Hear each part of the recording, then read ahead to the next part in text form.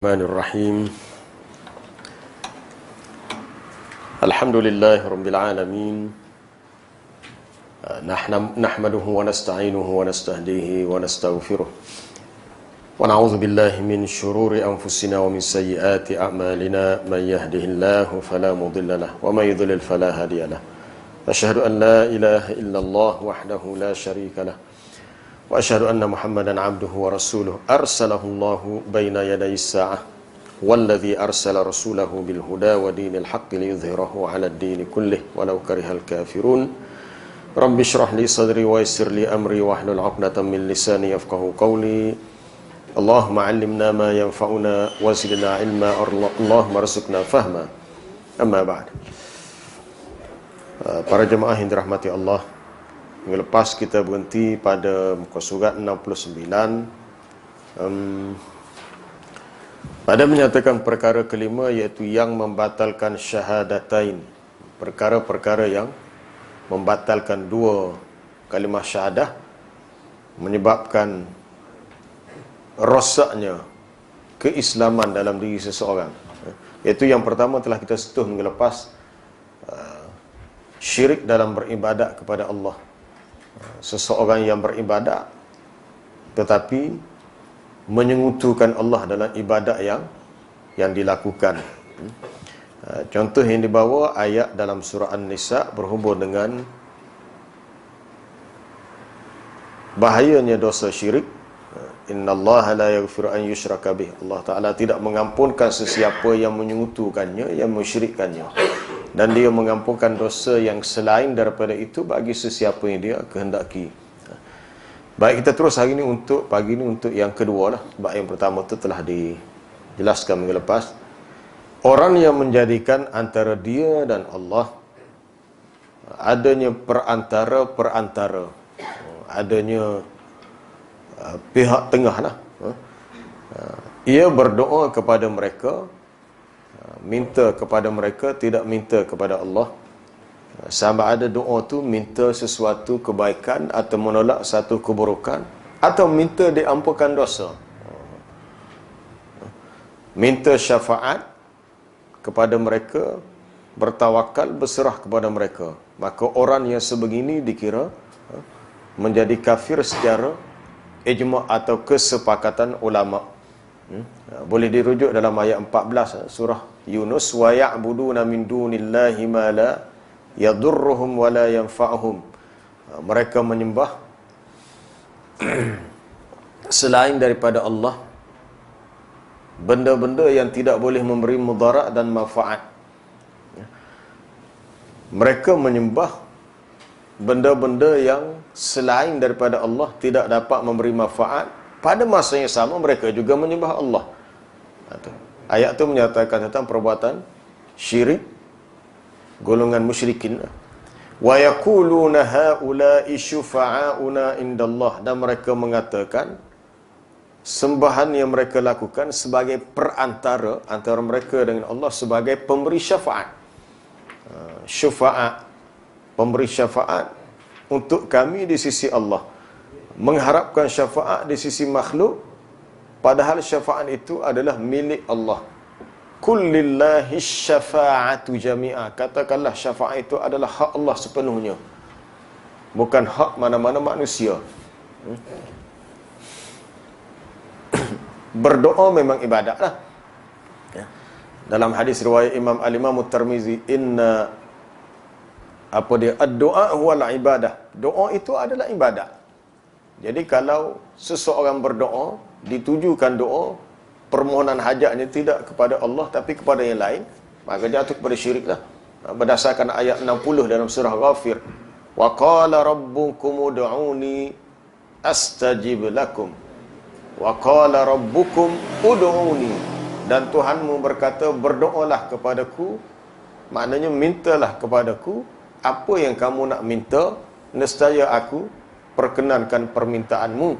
Innal ladzina yastakbiruna an ibadati sayadkhuluna jahannama dakhirin. Sesungguhnya orang-orang yang merasa besar diri untuk beribadat kepadaku.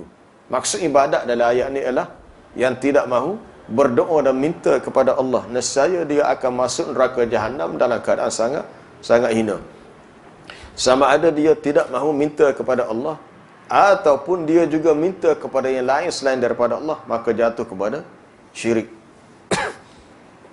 Minta syafaat, minta pertolongan dalam perkara yang tidak ada dalil bahawa mereka boleh beri syafaat. Sebab tu dalam bab syafaat kena minta terus dengan Allah. Minta dengan Allah. Hamba dah sepuh dalam kuliah lepas. Dikira tak kena sebenarnya kalau kita kata apa dia dalam setengah ungkapan ataupun bahkan dalam nasyid sedikit ada disebut, ya Rasulullah, syafaatkan kami. Ya Allah, syafaatkanlah nabimu untuk kami. Itu baru betul. Ya Allah, jadikanlah nabi kamu dapat syafaatkan kami. Kita minta kepada Allah supaya dipermudahkan untuk nabi syafaat kita. Adalah sebab-sebab tu. Tapi kalau tak cukup syarat, tak dapat juga. Syarat tu disebut dalam surah An-Najmu. Wa kam min malakin fis samawat. Berapa banyak malaikat di langit. La tughni syafa'atuhum syai'an. Tidak berguna, tidak dapat menolong akan syafaat mereka itu untuk sesiapa pun. Malaikat ni makhluk yang mulia lah. Malaikat makhluk yang mulia yang sentiasa beribadat kepada Allah. Tapi malaikat sendiri tidak boleh tolong sesiapa pun illa min ba'di an ya'zanallah, kecuali setelah Allah Ta'ala izinkan. Tertakluk kepada keizinan Allah. Liman yasha, bagi sesiapa yang dia kehendaki, wa yarda, dan yang dia redha. Sama ada kita nak harapkan syafaat tu daripada malaikat ke, daripada nabi ke, tapi dia tertakluk kepada tu. Kita mesti letakkan bahawa syafaat itu sebenarnya hak Allah. Sebab tu dalam amalan kita ada sesetengah amalan yang Allah Ta'ala jadikan dapat bantu kita. Kita baca Quran, kita puasa, ada nas hadis yang menyatakan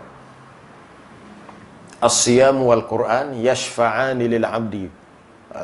Puasa dan juga Quran kedua-duanya memberi syafaat kepada seorang hamba. Lalu di hari kiamat nanti, pahala bacaan Quran yang pernah kita baca akan datang di hari kiamat dan berkata, ya Rabb, wahai Tuhan, mana'tu an-nauma fil laili, aku telah menghalangnya tidur. Maksudnya dengan sebab akulah dia sanggup mengurangkan tidurnya untuk membacaku di waktu malam hari. Maka fashaffi'ni fihi. Quran yang kita baca tu pula minta kebenaran daripada Allah untuk dia syafaatkan orang yang baca dia. Sebab itu tertakluk kepada keizinan Allah.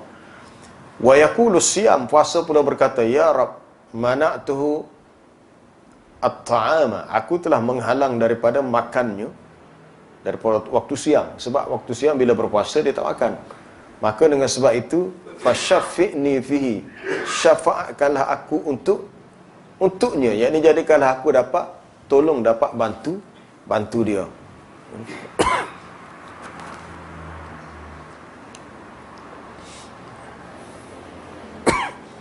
Yang ketiga, orang-orang yang tidak mahu mengkafirkan orang-orang musyrik dan orang-orang yang masih ragu terhadap kekufuran mereka atau membenarkan mazhab mereka, maka dia dikira kafir. Golongan musyrik yang jelas musyrikin, tapi tidak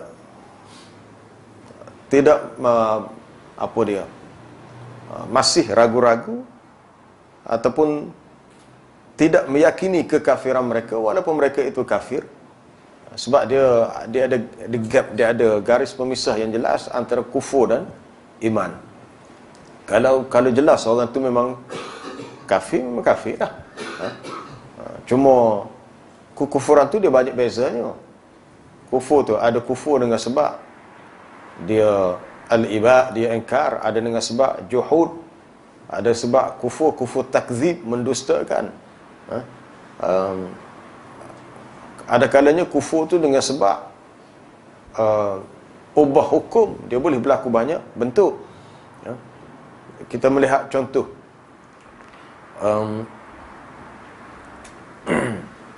Iblis menjadi kafir. Iblis menjadi kafir bukan dengan sebab syirik dia tak pernah syirik, tak ada dalil kata dia syirik. Kafirnya Iblis dengan sebab dia ingkar dengan satu perintah, iaitu untuk sujud hormat kepada Nabi Adam. Dia bantah perintah Allah Ta'ala, dia tolak dengan sombong bila diperintahkan kepadanya untuk sujud hormat. Yang memerintahkan dia sujud hormat kepada Adam tu Allah. Apabila dia lawan perintah Allah, maka Allah Ta'ala menyatakan aba wastakbar, dia enggan ni taksir lah, dia taksir ikut hak aku perintahkan, dan dia bersikap sombong. Wa kana minal kafirin, maka dia termasuk golongan yang kafir.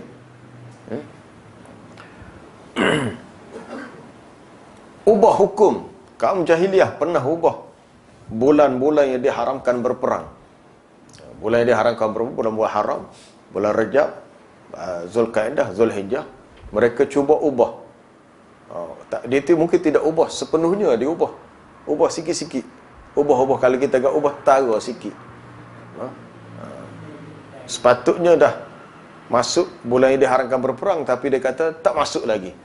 Padahal 2-3 hari dah masuk dah bulan Muharram. Innaman nasi'u ziyadatun fil kufr, bahawasanya perbuatan mengubah kedudukan bulan yang diharamkan itu menambahkan lagi kufur.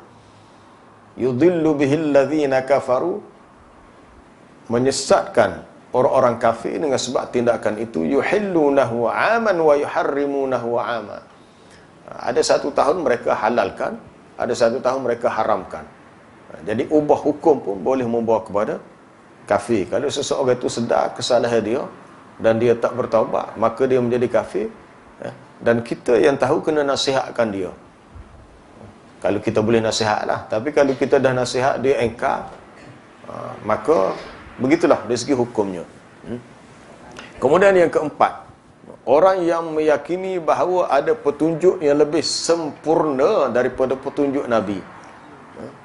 Petunjuk ni maknanya laluan, hala tuju, kehidupan beragama yang paling baik adalah yang dibawa oleh Nabi. Kalau seseorang meyakini hak orang lain lebih baik, lebih sempurna, ini dah satu masalah besar. Qul innal hudallahi huwal qul innal huda hudallah. Katakanlah petunjuk yang paling baik adalah petunjuk daripada Allah. Siapa yang bawa petunjuk tu? Nabi lah. Rasulullah sallallahu alaihi wasallam yang ditugaskan untuk bawa hidayah tu, untuk bawa petunjuk dalam bentuk hidayah tu at-tawjih wal irsyad. Hidayah dalam bentuk memberi bimbingan, panduan, hala tuju untuk laluan yang benar.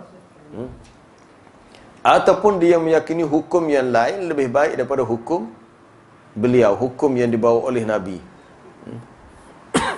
Ini soal keyakinan kita tak tahulah. Tapi orang itu sendiri di sisi Allah Ta'ala dia dikira sudah sesat. Sebab dalam hati dia yakin petunjuk yang dibawa oleh orang lain lebih baik daripada petunjuk Nabi.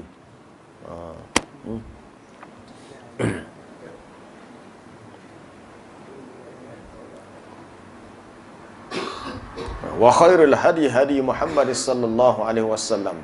Ada dalam riwayat hadis berhubung dengan permulaan di antara permulaan ucapan Nabi, biasa dia akan disebut inna khairal hadi hadi Muhammad. Sebaik-baik petunjuk yang dibuat oleh Nabi Muhammad itu sendiri. Seperti juga orang-orang yang mengutamakan hukum para taghut. Hukum para taghut ni hukum yang dibuat oleh manusia-manusia yang kufur, zalim, yang jauh daripada jalan yang benar. Mereka mengutamakan hukum taghut itu berbanding dengan hukum yang dibawa oleh Nabi sallallahu alaihi wasallam ataupun mengutamakan hukum dan perundangan manusia di atas hukum Islam, maka kedudukannya membawa kepada kekafiran atas situasi yang, kondisi yang tertentu lah. Sebab kategori ini sebenarnya kalau dalam bab hukum dan bab undang-undang, Allah Ta'ala nyatakan ada tiga tahap. Boleh rujuk dalam suratul Ma'idah apabila diceritakan berhubung dengan tindakan orang-orang Bani Israel, orang-orang Yahudi yang ubah hukum Taurat. Maka yang pertama, وَمَنْ لَمْ يَحْكُمْ بِمَا أَنْزَلَ اللَّهُ فَأُولَٰئِكَ هُمُ الْكَافِرُونَ. Sesiapa yang tidak memutuskan sesuatu hukuman dengan apa yang Allah Ta'ala turunkan, mereka itulah orang-orang yang kafirun. Kafir maknanya menjadi kufur. Tapi adalah penjelasan di sisi ulama berhubung dengan kenapa pula jadi kafir tu. Dalam keadaan dia sedar, dalam keadaan dia tahu, dalam keadaan dia mampu, tapi dia masih mengenepikan hukum Allah untuk diguna pakai hukum yang lain. Kemudian menyusul berikutnya, وَمَنْ لَمْ يَحْكُمْ بِمَا أَنْزَلَ اللَّهُ فَأُولَٰئِكَ هُمُ الظَّالِمُونَ. Sesiapa yang tidak menghukum, memutuskan sesuatu hukuman dengan apa yang Allah Ta'ala turunkan, mereka itulah orang-orang yang zalim.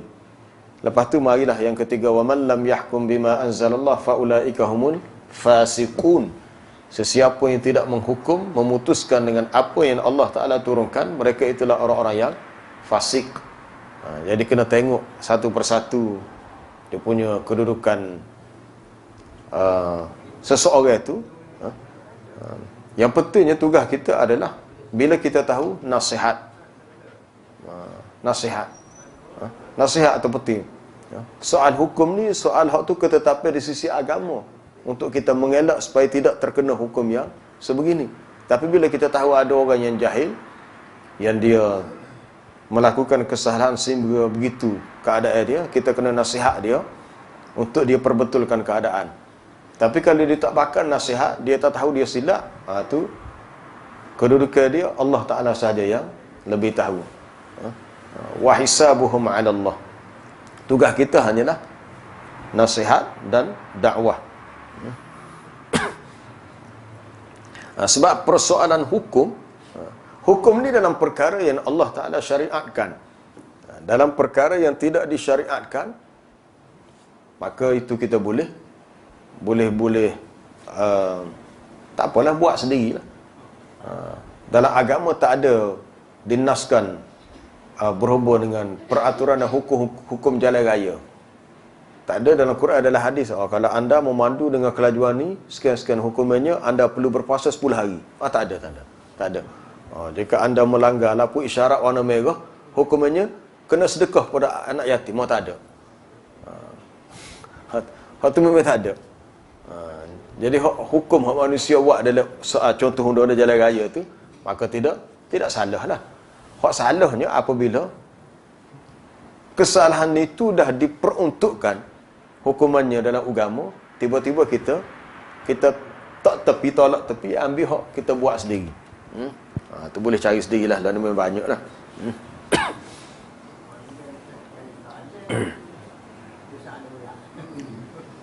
Tapi hukum ni luas, jangan faham hukum undang-undang ni dalam konteks hukum jenayah, melibatkan soal hudud ke kisas ke.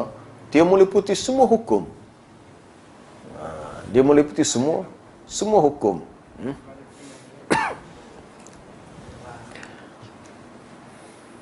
Yang kelima, sesiapa yang benci ni soal hati.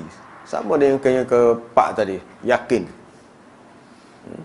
Itu soal hati ataupun soal jiwa orang itu sendiri.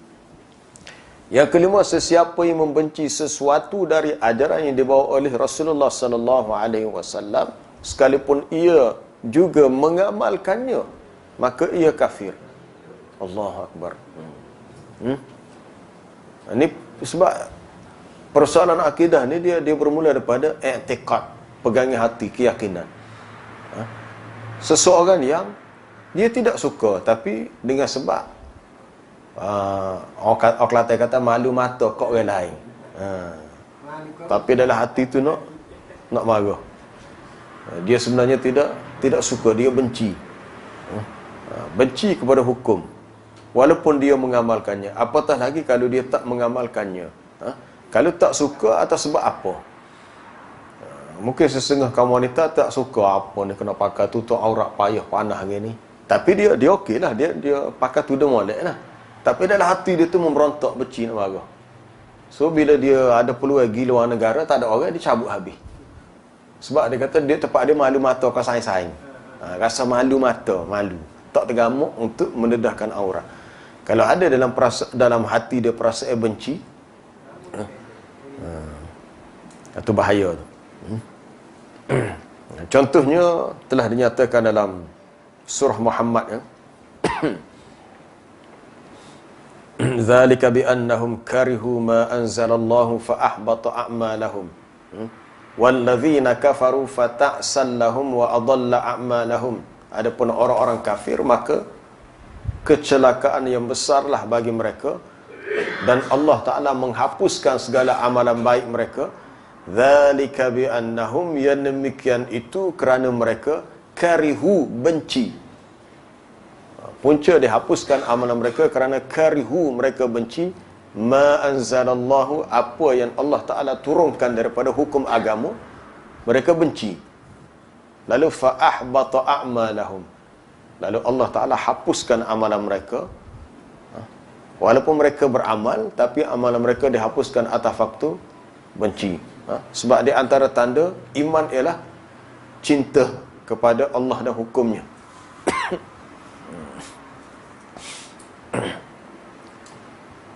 Ini cukup bahaya ni.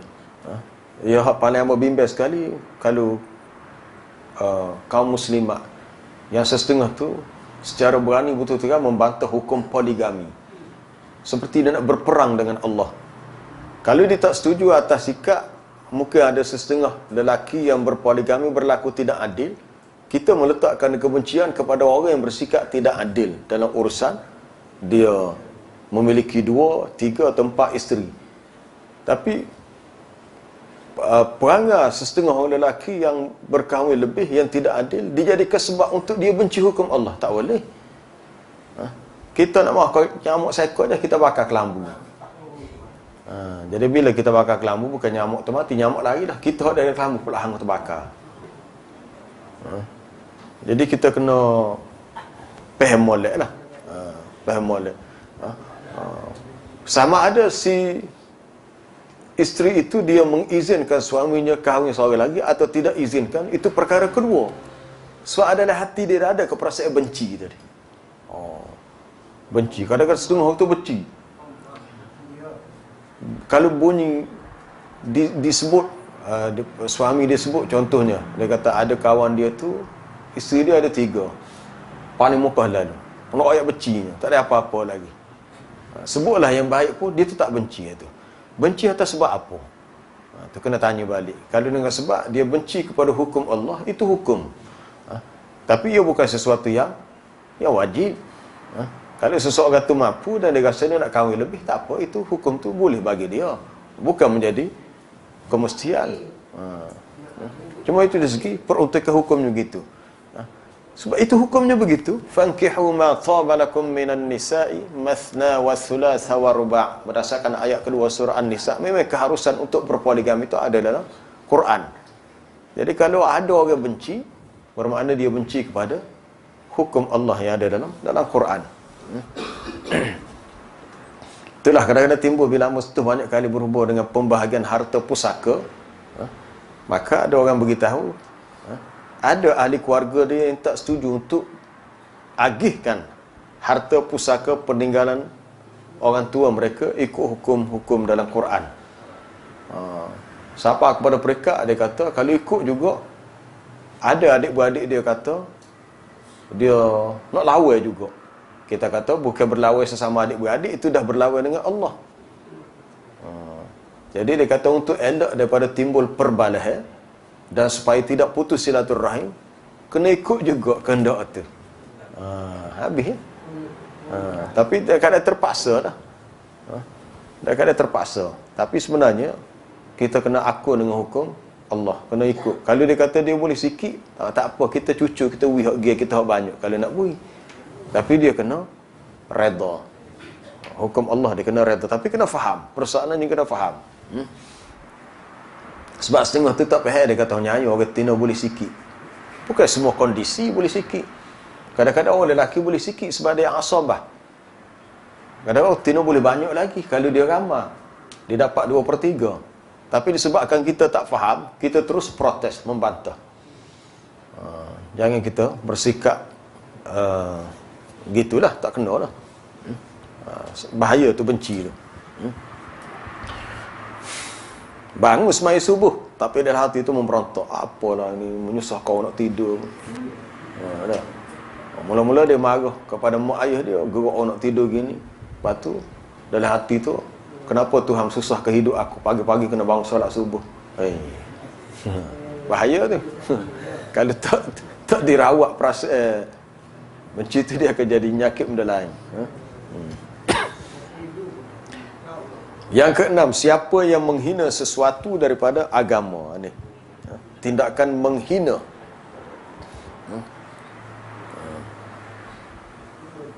Di negara kita ni sensitif kalau disebut seseorang tu bertindak, berkata dengan perkataan yang dianggap menghina mahkamah. Oh, memang sensitif. Tapi berapa ramai orang yang menghina agama, tak ada pula hak yang rasa sensitif.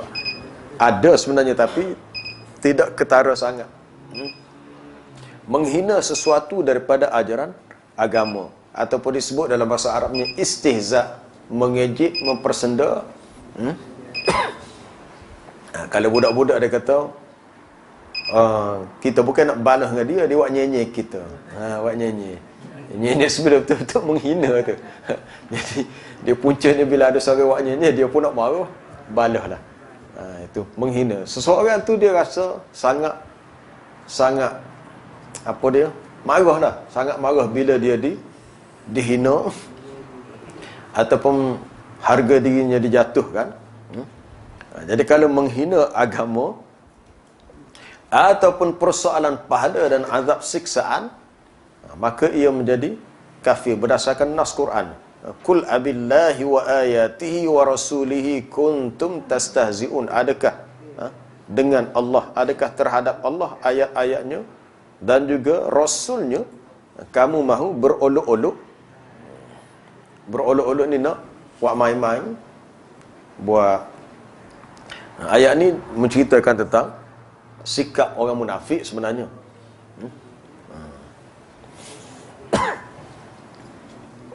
Orang munafik yang tidak mahu ikut sama dalam peperangan, lepas tu dia buat guak selari. Bukan tak segi sebenarnya, nak pergi tapi pergi.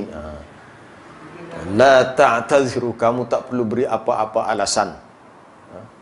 Sebab tindakan kamu tu menyebabkan qad kafartum ba'da imanikum, kamu telah menjadi kufur atau dikira kafir setelah kamu beriman. Sebab istihza. Istihza dalam keadaan dia sedar, kena faham. Kita yang tahu orang itu istihza, menghina, kita kena iqamatul hujjah, tegakkan hujjah.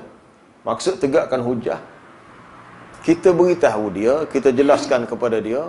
Mungkin dia bertindak begitu dalam keadaan dia tak sedar, dia tak tahu. Bila dia sedar, dia tahu, oh gitu kau. Maka dia dimaafkan atas tindakan yang salah itu. Sebab asalnya dia tak tahu. Tapi bila dia dah tahu, dia dah faham, dia dah sedar, maka dia tidak boleh ulangi balik. Jangan ulang kembali hak salah tu. La ta'taziru qad kafartum, dalam ayat 66. Tidak usahlah kamu minta maaf ataupun minta ataupun beri alasan lain-lain, sebab kamu dikira kafir sesudah beriman.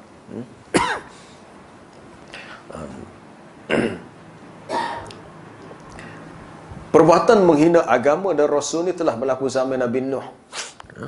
Zaman Nabi Nuh, berkatalah al-mala'ul ladzina kafaru min qaumihi, pembesar-pembesar, pemuka daripada kaumnya, ma naraka illa basharam mislana, kami tidaklah melihat engkau wahai Nuh kecuali manusia serupa kami. Buat apa kami nak ikut kamu? Hebat sangat kamu, orang sepaku juga. Kalau biasa kita kalau ada sesuatu yang kita tidak sukai, dia kecap pun macam kasar dah. Mu tu siapa dia? Mu tu aku juga. Tengok mula dah. Wa ma nara kattaba'aka illa alladhina hum araziluna badiyar ra'i. Dan tidaklah kami lihat pengikut-pengikut kamu kecuali orang-orang yang araziluna, leki-leki. Dia perendah dah, dia hina dah. Orang bodoh-bodoh. Kalau kami nak ikut kamu, bukan tarah kami ni. Bukan standard kami ni. Jatuh standard. Araziluna, golongan dia rendah-rendah, hina-hina. Pada pandangan yang kami perhati, tak boleh. Kami tak boleh ikut kamu. Sebab dia bermula dengan menghina. Sebab dia rasa dia hebat, takabur, jadi dia tak mahu ikut dakwah Nabi Nuh. Dan perkara ini berlaku dalam zaman Nabi-Nabi yang selepasnya. Begitu juga sikapnya sama. Menghina persoalan pahala, jangan main-main bab pahala. Kita kata jom pergi masjid solat jemaah, boleh pahala lebih. Dia mau gilah kawai pahala banyak dah. Mudah.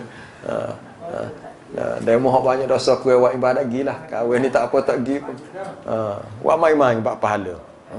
Persoalan pahala itu satu motivasi Nabi nak tasjid untuk kita solat berjemaah. Tapi di sudut yang lain, solat berjemaah itu satu sunnah yang perlu kita ikuti, sunnah yang muttaba'ah. Hak Nabi buat dari segi solat 5 waktu dia berjemaah, jadi kita kena follow lah, kena ikut cara dia.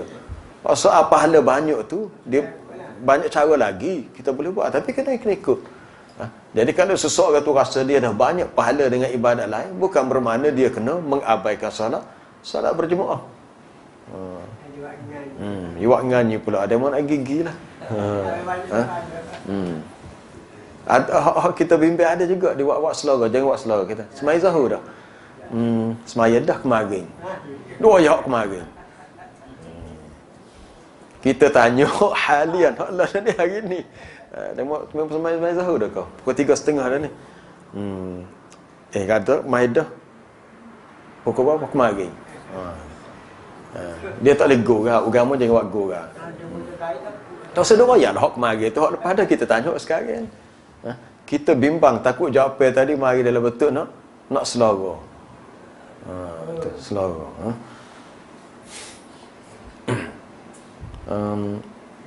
Ataupun apa-apa yang berkaitan dengan urusan Allah. Urusan Allah Ta'ala. Mungkin kalau kita tak sedar, kita dimaafkan. Ataupun kita kena istighfar lah. Astagfirullah. Tapi kalau kita buat dekat puasa alih hak timur minggu lepas lah, guna ayat Quran untuk tu. Nusuh ramai mai kedagat wa ma ramaita iz ramaita. Ayat tu dalam bab peperangan, tapi nak suruh ramai masuk kedai dia wa ma ramaita iz ramaita, bunyi rama tengok ramai. Ayat pelagi ya. Tapi kita menaruh sakit baik, mungkin orang hak buat gitu dia tak sedar, tak tahu, bukan niat dia untuk menghina ayat Quran.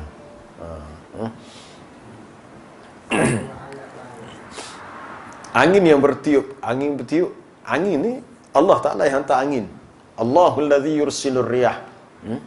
Kalau angin tu biasa tak apalah, bila angin derah terbalik pokok, tumbang pokok, kain baju kita jemur pun terbeh habis. Lalu orang yang tak faham dia berkata, tadi angin bertiup sepoi-sepoi bahasa. Tapi sekarang ni angin tak kerti bahasa sungguh. Tadi sepoi-sepoi bahasa. Dia dalam bahasa kita, bila dia kata tak kerti bahasa tu, dia anggap memuliakan menghina. Menghina dah. Dia menghina. Kita memang dia betul menghina lah. Kita tulis dah tempat hadis, dilarang buang sampah. MPKP tak sediakan tu sampah. Ada juga orang buang sampah. Kita nak buang, tak kerti bahasa sungguh. Betul ke tak? Ayat tu membawa maksud menghina. Tak kerti bahasa sungguh demo ni. Tulis dah, tak boleh buang sampah, tahu juga. Tapi bila dah melibatkan urusan agama, kita nak marah. Jadi kat tu pula. Lalu kita kata tak kerti bahasa. Mungkin kita tak perasa, lepas tu mikir tak boleh. Angin tu Allah Ta'ala yang hantar. Tiba-tiba kita kata huduh kepada angin. Kalau kita sedar, istighfar cepat-cepat. Nah, lepas tu bola lah. Kita boleh buat gol lah, Apanya? Tu kita, tu kata-kata kita tu kepada orang buat. Kita kata, apa kita?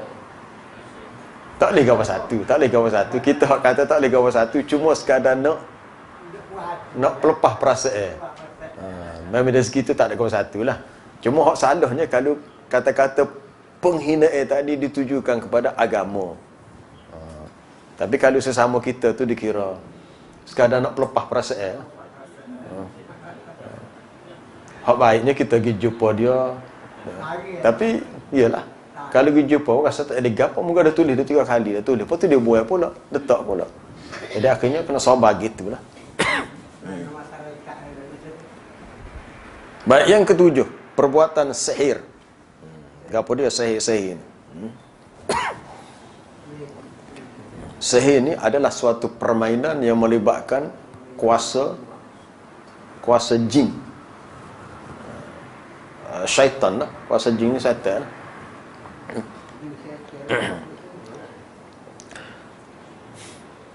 Sihir ni memang berlaku sungguh. Ada berlaku. Sihir ni dia boleh berlaku. Yang disihirkan ialah pandangan mata manusia. Bila melibatkan makhluk halus, memang berlakulah. Kita nak elak macam mana tu, dia kena ada wirid-wirid zikir-zikir yang perlu kita baca. Tapi sejauh mana boleh melindungi diri kita tu dah ada dua lagi. Baik, sihir ni di antara sarf dan atf. Sarf ni mana memalingkan, memindahkan. Contoh sihir memalingkan ialah dia nak ubah hati seseorang tu. Kalau sihir yang melibatkan seseorang tu dengki, dia deki orang ni hidup bahagia, dia kena ke hak tina tu. Hak tina tu bini orang tu. Dia pun sihir lah. Sama ada dia buat sendiri ke, dia pergi jumpa orang yang pandai sihir supaya hak tina tu benci ke untuk lelaki dia, nak ke dia. Boleh buat. Tu sihir sarf. Kalau rujuk dari surah Baqarah kan, ayat tentang sihir tu, wattaba'u ma tatlu asyayatin ala mulki Sulaiman wa ma kafara Sulaiman walakinna asyayatin kafaru yu'allimuna an-nasa as-sihr. Mereka mengikuti apa yang dibacakan oleh syaitan semenjak zaman kerajaan Nabi Sulaiman. Tidaklah Sulaiman itu yang menjadi kafir. Yang kafir adalah syaitan, sebab syaitan yang mengajar kepada manusia as-sihr, ilmu sihir. Dia mengajar kepada manusia ilmu sihir. Ayat tu berkenaan dengan kisah Harut dengan Marut. Banyak ulama khilaf tentang Harut Marut. Ada kata dia asalnya malaikat, ada kata dia asalnya orang yang soleh, tapi diuji dengan kepadean. Sihir sebagai suatu ujian. Apabila Harut Marut ajar kepada manusia, ajar tu bukan nak jadi jahat, nak royak hak ni salah, untuk beritahu perkara ni salah. Wa ma yu'allimani min ahadin hatta yaqula innama nahnu fitnatun fala takfur. Tidaklah kedua-dua mengajar kepada manusia kecuali dia akan beritahu ini sekadar satu ujian. Jadi kami ajar ni untuk kamu tahu benda ni salah. Bukan nak ajar nak suruh ikut dok, nak royak benda ni salah. Maka janganlah kamu menjadi kafir dengan sebab sihir. Lalu mereka mempelajari wa yata'allamuna ma yufarriquna bihi bainal mar'i wa zawjih. Dan mereka mempelajari sihir itu sesuatu yang boleh memisahkan antara seseorang dengan pasangannya. Sihir menyebabkan suami jadi benci kepada isteri, isteri benci kepada suami. Allahu Akbar. Sihir dia boleh buat. Itu benci ataupun boleh juga menyebabkan jadi sayang. Menyebabkan jadi sayang.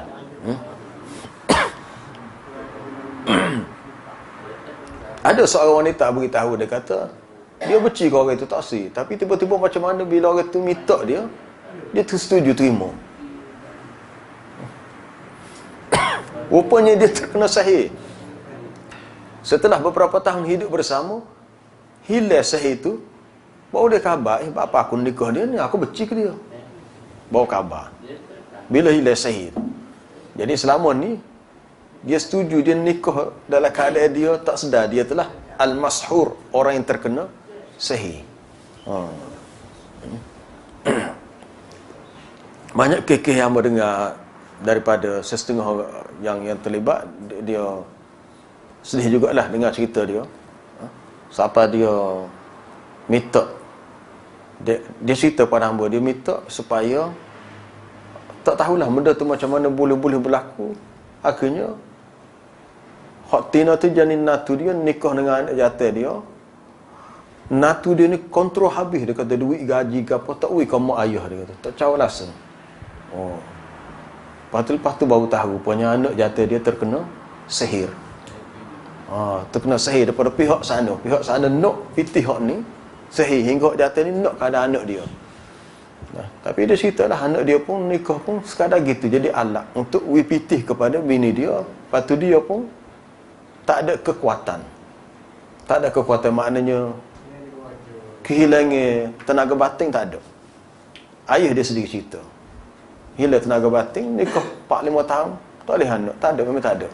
Itu dia cerita berlaku satu tempat tu lah.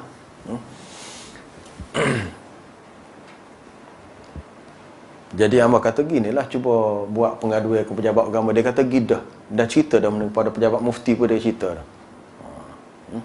Lama dah tak jumpa dia, tak tahu perkembangan seterusnya apa berlaku. Baik.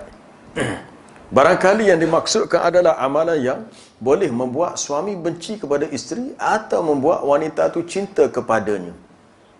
Dalam bahasa Arab dia panggil at-tiwalah.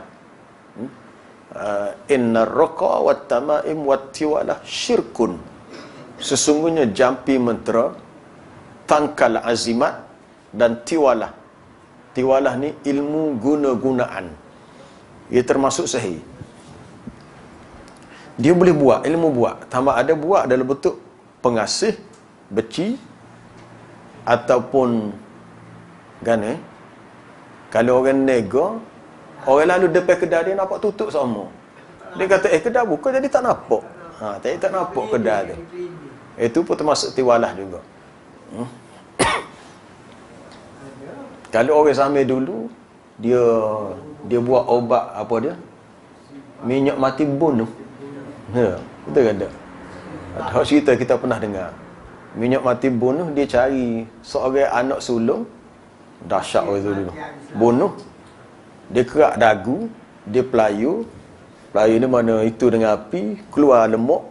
Tu sihir. Syaitan nak benar awak jahat gitu tu. Jadilah. Itu salah satu hak kita pernah dengar lah, cara tindakan sihir. Jadi mungkin dia ambil minyak tu, dia tek sikit, dia lesik sikit jumpa tu menyebabkan orang tadi terkena sihir macam-macam lah. Macam pukau.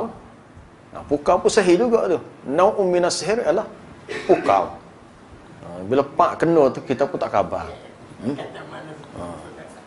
Ada siap orang buat video klip kan, kereta berhenti tepi jalan, tanya budak tu, tanya dia pun pegang atas bahu. Kalau betul tak khabar. Mata tu celak tapi ikut arahan naik atas kereta, pergi ke bank. Waktu kad ATM ambil PT, dia pun ambil duit viola, pergi satu tempat, kawan ni pun turun lepas kereta pergi bawa dia khabar. Pukau memang berlaku. Ada anak murid hamba tu, ayah dia cerita dia terkena pukau masa dia tengok batu, ada orang jual batu permata di ada satu pasar minggu di Pasir Tumbuh. Tak ada dah ni, dia pindah tempat lain dah. Sebab tempat tu dah jadi restoran KFC dah. Dulu kawasan tu KFC kat Pasir Tumbuh tu dulu. Ayah dia kena situ, dia kata. Kena situ, orang hak pukau tu, ayah dia tu ikut pergi ke rumah gini ikut. Dia habis, tak khabar habis. Barang memah apa. Orang tu tahu pula di rumah tu tak ada. Dia duduk seorang kebetulan masa tu. Habis. Lepas dia mau pergi tu bawa khabar habis. Semua barang kemah dengan duit.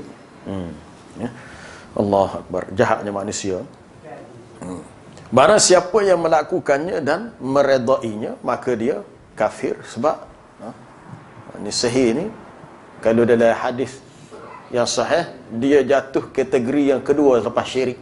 Hak Nabi sebut ijtanibu as-sab'al mubiqat, hendaklah kamu menjauhi 7 perkara yang membinasakan. Pertamanya asyirku, syirik. Yang kedua as-sihr, sihir.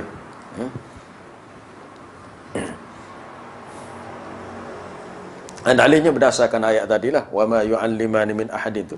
Dan kedua-duanya iaitu Harut dan Marut tidak mengajarkan sesuatu kepada seseorang sebelum dia mengatakan, dia pesan dulu lagi, kami hanyalah sebagai cobaan. Kami nak beritahu kamu benda ni salah. Maka jangan kamu sekali-kali mengamalkannya. Sebab itu janganlah kamu menjadi kafir. Dia tak payah, benda tu memang mudah. Cuma jangan cuba. Setan ni dia nak kita buat benda-benda hak salah. Benda-benda hak salah. Dalam bahasa ini ada ditulis oleh Syekh Wahid Abdul Salam Bali tentang at-tasaddi anis sahar al-ashrar. Cara kita nak lawan tukar-tukar sahih atau jahat. Dia kata ada pernah orang buat, dia tulis ayat Quran, ayat dia tulis tu terbalik. Dia tulis terbalik. Contohnya walam yakul lahu kuffan ahad, lepas tu barulah lam yalid walam yulad, terbalik. Allahus samad, lepas tu barulah kul huwallah, jadi terbalik. Jadi ayat keempat dia tak, ayat pertama terbalik. Lepas terbalik tu ayat tu pula dia letak dalam tapak kasut, pijak dengan tumit dia, ayat Quran tu pula.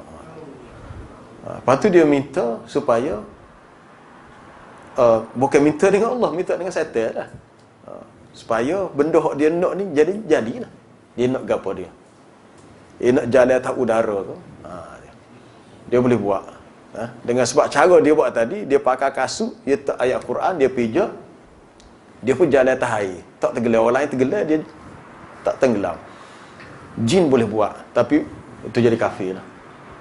Berat lah. Banyak lagi benda-benda hak yang lebih jijik, yang lebih kotor. Mungkin dia akan guna air kecing ke apa macam-macam. Asalkan benda tu menyalahi agama, hak itulah syaitan nak. Supaya kita menjadi khadam dia, minta dengan dia, dia penuhi hajat kita. Tapi kesannya sangat besar, merosakkan 2 kalimah syahadah. Yang ke-8, mendukung kaum musyrikin. Mendukung ni mana ikut dia, setuju dengan dia lah. Dan menolong mereka dalam memusuhi umat Islam. Ini pelik lah kalau orang Islam menolong orang kafir untuk melawan orang Islam balik.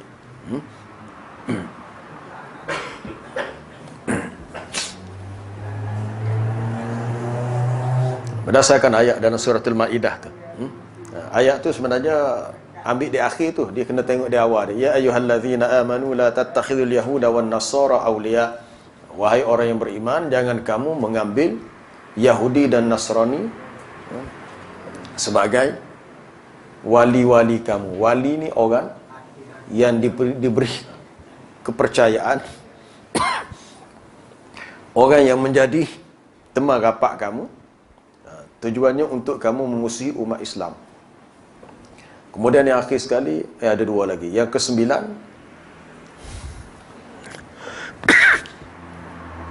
sesiapa yang meyakini bahawa sebahagian manusia ada yang boleh keluar dari syariat Nabi sallallahu alaihi wasallam. Dibuat contoh seperti halnya Nabi Khidir alaihi salam yang boleh keluar daripada syariat Nabi Musa. Maka sesiapa yang akan begini, dia menjadi kafir. Dia tak boleh buat bandingnya dengan kisah Nabi Khidir, Nabi Musa. Kalau seseorang tu ditegur, apa mu tak solat cukup 5 waktu. Dia kata dia solat 3 waktu je. Sebab Tuhan bagi ilham pada dia, dia dapat daripada mimpi untuk dia 3 waktu. Contohnya tu dia dakwa begitu. Kita kata tak boleh gitu. Tak boleh buat apa nu. Zaman Nabi Musa dulu, Nabi Khidir tak ikut dia. Itu suatu hujah yang tak ada ilmu, nilai ilmu. Sebab dia hidup Nabi Musa, Nabi Khidir pada zaman yang sama, dan dia tidak sama dari segi syariatnya.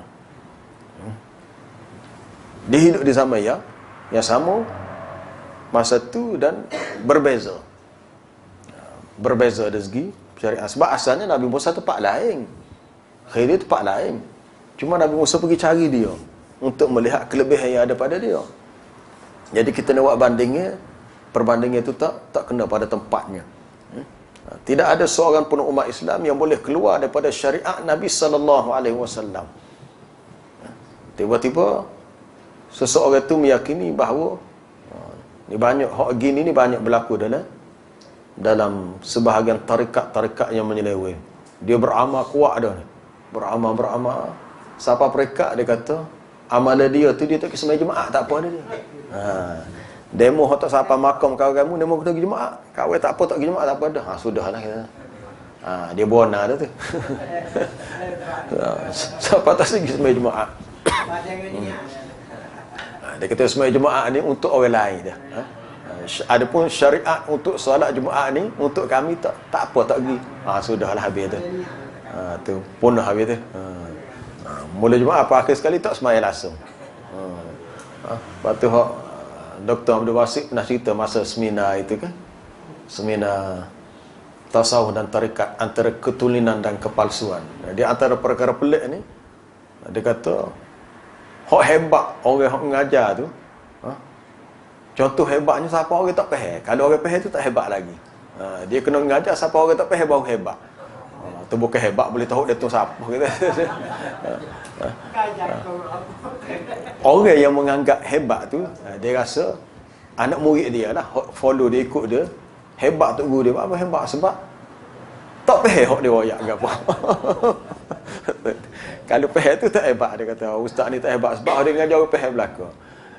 Allahu Akbar. Kita kata Nabi yang paling hebat tu Anas bin Malik kata Nabi dia bercakap dia akan ulang biasa 3 kali hatta yufhama minhu sehingga difahami kata-kata dia. Bukan soal hebat tak hebat, Nabi ulang supaya orang faham, tu dia punya tujuannya untuk orang faham agama. Tapi ada pula orang yang buat pemikiran sendiri hebat tok guru dia sebab ngajar-ngajar tak faham sebenarnya dia tak erti. Tak erti dua-dua.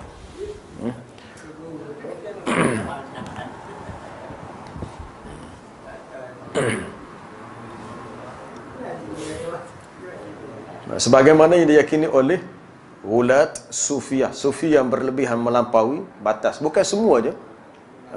Kena faham, kadang-kadang setengah orang yang terlibat dengan tasawuf tarikat bila dikritik dia marah. Kita kata kita bukan mengkritik semuanya, sebahagian. Yang dikritik bukan semua, yang menyeleweng. Sebab disiplin ilmu ni dia ada berlaku afat, ada kekurangan, ada kecacatan. Hak-hak tak kena tu ya kita kena perbetulkan. Hak-hak ada hoki tu tak apa, tak ada masalah. Bukan semua. Bahawa mereka mencapai suatu darjat tingkatan yang tidak memerlukan untuk mereka ikut ajaran Nabi sallallahu alaihi wasallam. Hujah dia biasa tak adil lah. Hujah hak Nabi Khidir tu. Dia kata Nabi Khidir ni pergi bunuh budak tu. Nabi Khidir ni pergi pecah kapal. Tak. Lalu Nabi Musa tegur, akharaqtaha litughriqa ahlaha. Mungkin pergi tebuk kapal tu gak orang atas kapal tergelam. Jadi semua tu kerja yang salah, tapi sebenarnya ada sebab. Nabi Khidir buat gitu sebab dia terima perintah daripada Allah dan dia beritahu, wa ma fa'altuhu an amri. Aku buat ni bukan kerana atas kehendak aku sendiri. Tapi Allah Ta'ala yang suruh ada hikmah yang lebih besar. Baik, kita nak habiskan soal lagi 7.30 dah ni. Berpaling dari agama Allah, tidak mempelajarinya dan tidak pula mengamalkannya. Ada yang menolak agama secara total ni. Ngaji pun tak sih, amal pun tidak.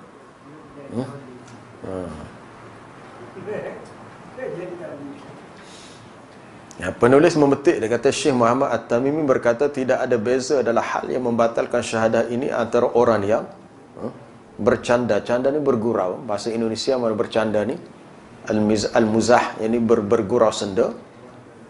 Agama-agama tu tak ada buat gurau. Tak ada buat gurau. Bila kita beritahu takutlah kamu kepada azab api neraka yang sangat panas, dia buat gurau. Panas tak mana, mulut agak kepuk ke? Ada ke pula boleh kata boleh buat agak kepuk? Allahu Akbar. Jangan buat gurau gitu.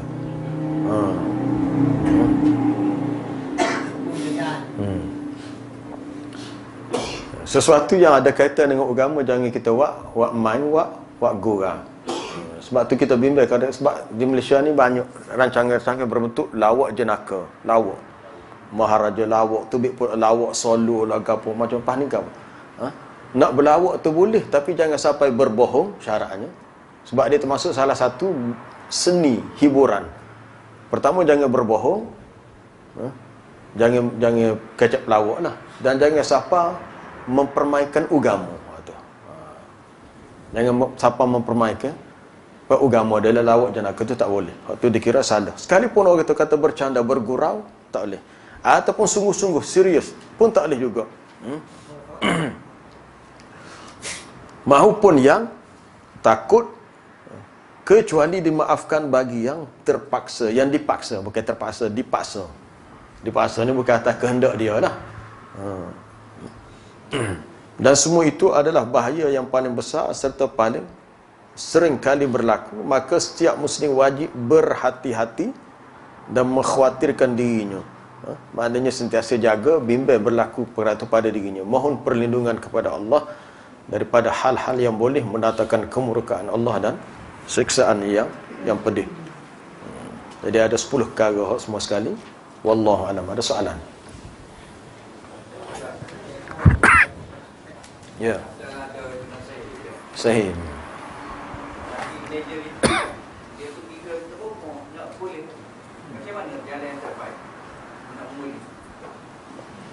Kalau terbomo tu pulihkan sihir dengan cara yang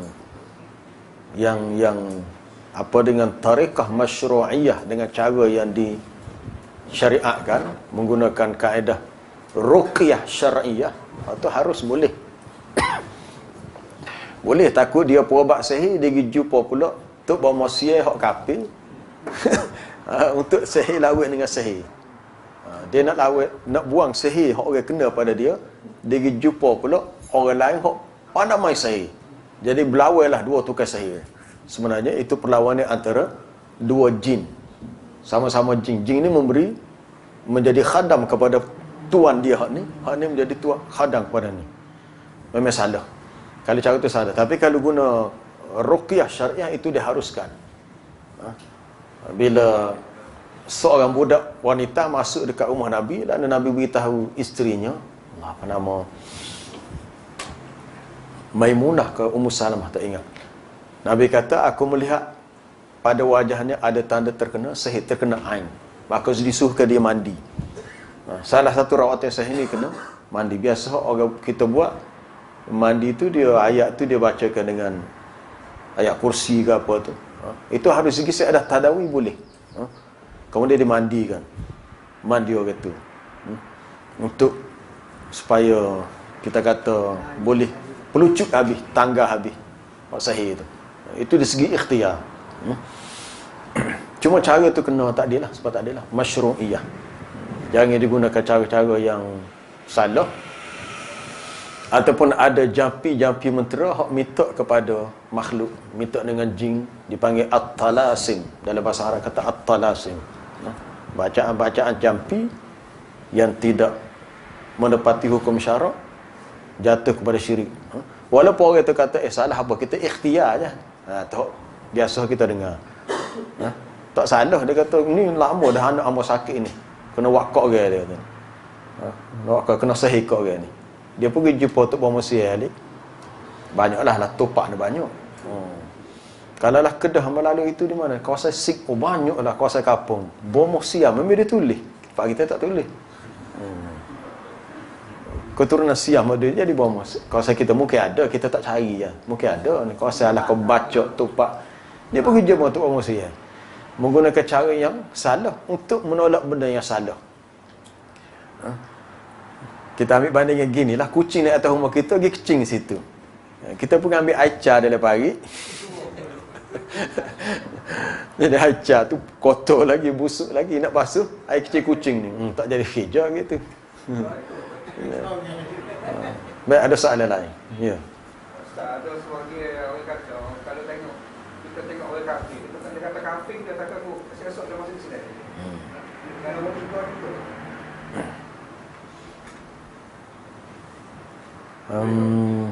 Dia atas keyakinan. Atas keyakinan. Cuma kita sama ada kita kata atau kita nilai tadi berdasarkan hak halian. Halian ni hak ada lalan ni. Kalau dia memang jelas tidak Islam dan dia buat kerja-kerja ikut agama kafir dia tu, memang dia kafir lah. Cuma untuk masa berikut tu tak ada dalam pengetahuan kita. Itu di sisi Allah. Cuma hak lebih baiknya adalah kita mendoakan supaya dapat hidayah. Tapi untuk situasi yang hal yang lalan ni, begitulah yang kita lihat. Berdasarkan tindakan dia, perbuatan dia, kepercayaan dia. Tapi soal selepas ni kita tak tahu. Cuma lebih baik kita mendoakan dia dapat petunjuk. Itu je lah. Dapat hidayah. Kalau kita nak kata, kita kata orang kafir mati masuk neraka. Okey, ayat tu betul. Tapi bila kita nak ta'yin atas seseorang, orang tu, maka kita tak tahu sama ada kalau sekarang ni dia masih kafir, adakah dia akhir hayat begitu ataupun dia masuk Islam. Itu kita tak tahu. Bila tak tahu, maka bukan hak kita untuk menentukan nasib dia di akhirat. Sama juga bila orang buat satu dosa, kita terus hukum buat dosa neraka ni. Tak boleh kita cepat nak hukum neraka tu.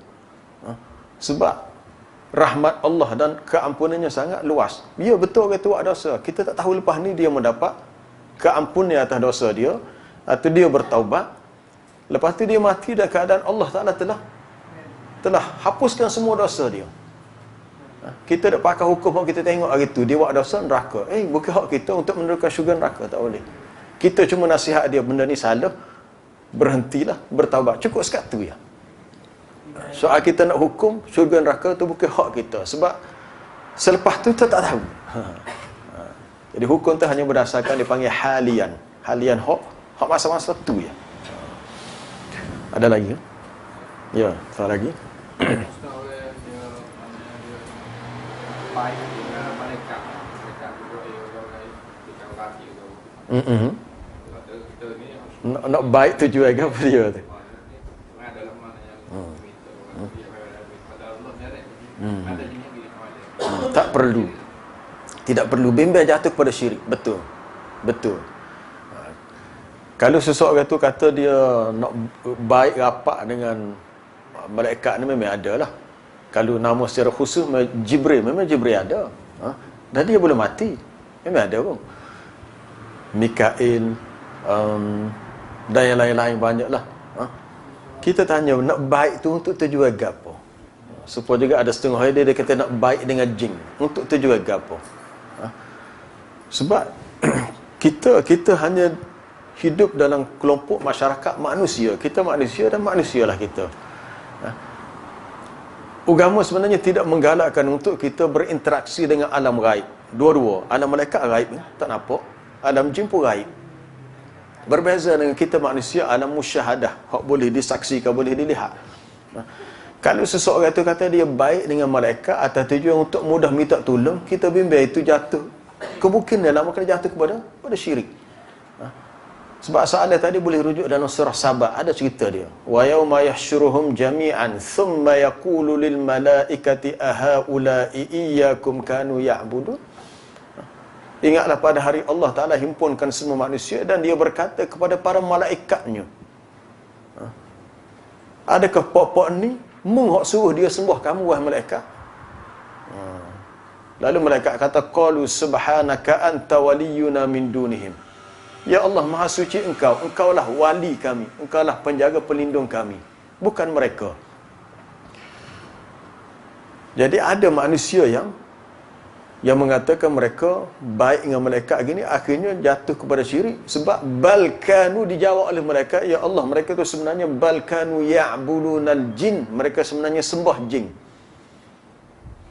Bal aksaruhum bihim mu'minun, bahkan kebanyakan mereka percaya kepada jin yang boleh tolong, boleh mudarat, boleh apa. Jadi tak ada masalah, tak ada keperluan untuk seseorang itu baik dengan jin, dengan malaikat tadi. Tak itu. Cuma kewajipan kita beriman.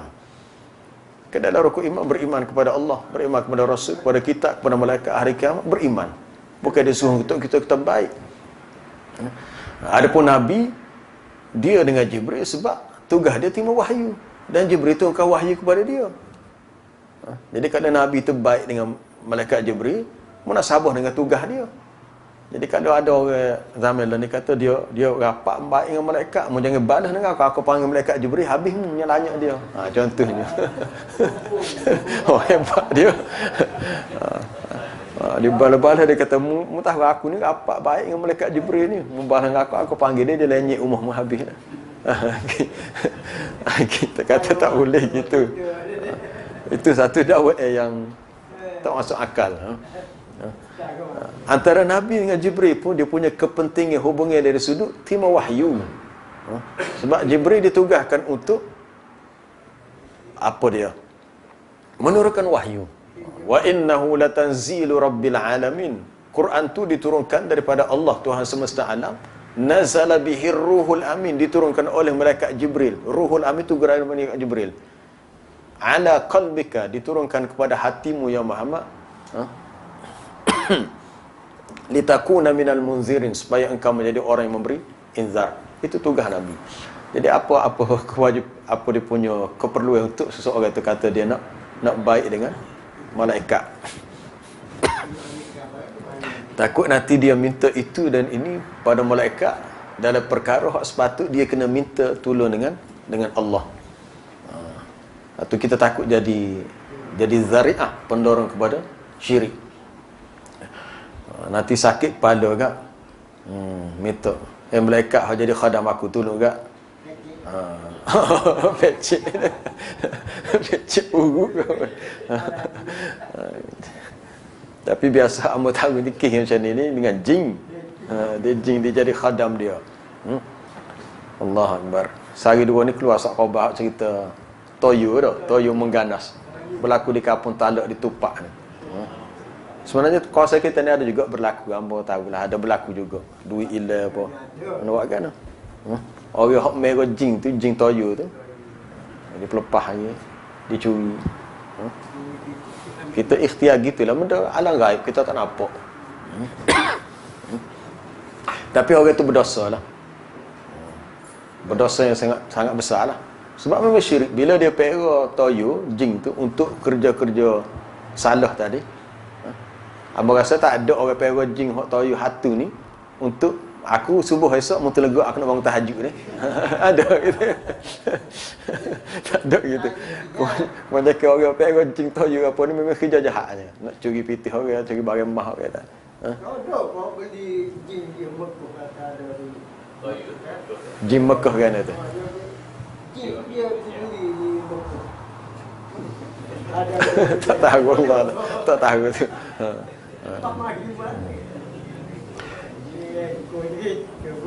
Dia jin ni syaitan sebenarnya. Syaitan. Kalau seseorang tu ikut kehendak dia, jin tu sanggup berkhidmat bagi tuan dia. Khidmat tu akhirnya membawa kepada syirik tu. Belajarlah surah jin. Surah jin, comel cerita. Dua muka surat lah surah jin. Wa annahu kana rijalun minal insi ya'uzuna birijalin minal jin. Ada lelaki-lelaki di kalangan manusia minta perlindungan dengan lelaki di kalangan jin. Lalu fazaduhum rahqa, lalu jin itu menambahkan lagi kejahatan manusia tu. Ada pula orang kata jin yang paling baik adalah manusia yang paling jahat. Tak ada tu. Itu anggapan kita dah. Dia sebab kita juga ada yang baik, bahkan lebih baik daripada kita mungkin ada. Hak jahat pun ada. Sebab jin ni ada yang kafir dan ada yang mukmin.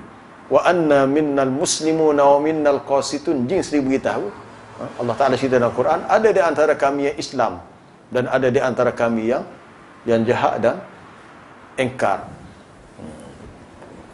Di akhir zaman ni jin-jin yang diikat oleh Nabi sallallahu alaihi wasallam dia akan terlepas. Sampai satu masa adalah hadis muqaddimah sahih Muslim. Nabi Sulaiman ikat jin dia di tambak mana? Di laut. Satu masa nanti jin yang dia tambak tu dia akan terlepas, dia akan pergi rata-rata dan dia membacakan kepada manusia ayat-ayat Quran dengan cara yang salah tafsirannya.